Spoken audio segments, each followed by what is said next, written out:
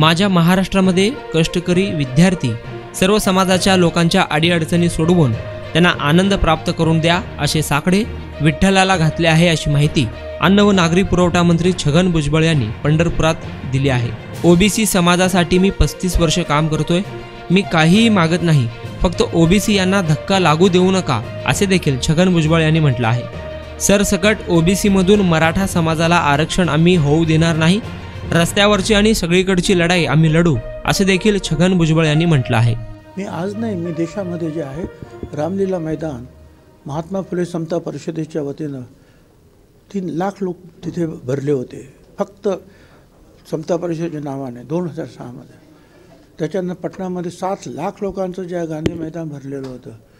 हरियाणामध्ये, पंजाबमध्ये, तुमच्या राजस्थानमध्ये, गुजरात, यूपी, आंध्र सगळीकडेच मी जे आहे, बिहारमध्ये तर कितीतरी माझ्या सभा झाल्या। त्यामुळे मी आज ते काम करत नाही, आज 30 वर्ष मी ते काम करतो आहे, देशभरात करतो आहे। आणि मला काय नेता बिता काय व्हायचं ते काय नाही, ते स्वतः मला नेता व्हायचं म्हणून कोणाला नेता मानत नाही। आपलं काम करत राहायचं।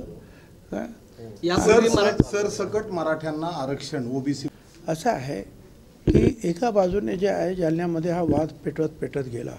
2 महिने तर मी काय कोणाशी काय बोललो सुद्धा नाही, एक शब्द नाही। मला शिवीगाळ करत राहिले, मला अपमान करत राहिले। पण ज्या वेळेला बीड पेटलं, आमदारांची घरं धडाधड पेटले, गाड्यांचे स्फोट धडाधड झाले, हॉटेलं पेटवण्यात आले, ठराविक लोकांना टार्गेट करण्यात आलं। त्याच्यानंतर मी गेल्यानंतर पाहिलं की नाही, आता मला बोललं पाहिजे। आणि मग मी बोलायला लागलो। मी काही मागत नाही कोणाकडे काय, मी फक्त एवढंच म्हणतो आहे की ओबीसी समाजासाठी जे 35 वर्ष मी आज काम करतो आहे आणि हे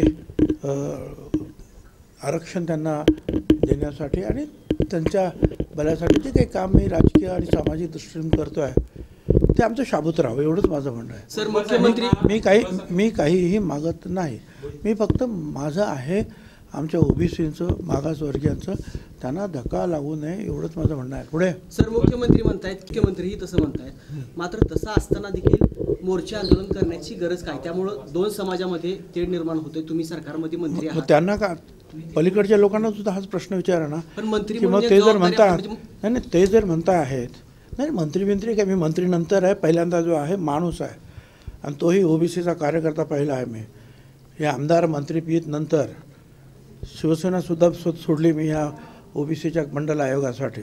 त्यामुळे त्याचं मला काही कौतुक नाही आहे आणि अप्रूपसुद्धा नाही आहे, त्या मंत्रिपदाचं नाही, तुमच्या आमदारकीचं नाही, खासदारकीचं नाही, तो भाग नाही। आज मी ओबीसीसाठी काम करतो आहे, मागासवर्गीयांसाठी, त्यांना धक्का लागू नये।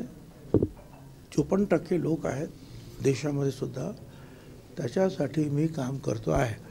आणि जर तुम्ही म्हणता की बा कशाला मोर्चा आंदोलन आहे, तर बा पलीकडच्यांना पण विचारा कशाला पाहिजे तुम्हाला मोर्चा आंदोलनं। जर ते म्हणतायत की धक्का न लावता तुम्हाला देणार आहोत मराठा समाजाला, तर मग कशाला मग मुंबईला जा, इकडे जा, तिकडे जा, हे आंदोलन करू, त्यांना पण तो प्रश्न विचारा ना। पण तुमचा सरकारवरती विश्वास पाहिजे ना, तुम्ही सरकार आहात, स्वतः सरकार। पुढे बिस्मिल्लाह मंदी हाउस की मंदी खाने के लिए लोगों को करना पड़ रहा है इंतजार। सिर्फ 199 में दिल को खुश कर देने वाली मंदी, सोलापुर वासियों का कई सालों का विश्वास।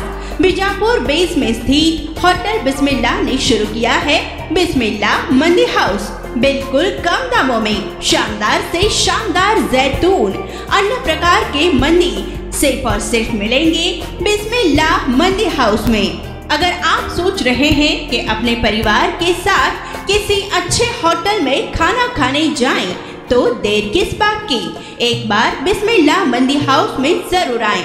फैमिली के लिए एक खूबसूरत, शानदार और खास फैमिली सेक्शन बिस्मिल्लाह मंदी हाउस में आपकी सेवा में हाजिर है। अपने दोस्तों के साथ बाहर खाने जाना हो या किसी दोस्त की बर्थडे पार्टी सेलिब्रेशन करनी हो, तो एक बार बिस्मिल्लाह मंदी हाउस में जरूर आएं। एक बार मंदी खाओगे तो बार बार आओगे। हमारा पता बीजापुर बेस पुराना बिस्मिल्लाह होटल, 1st फ्लोर, सोलापुर।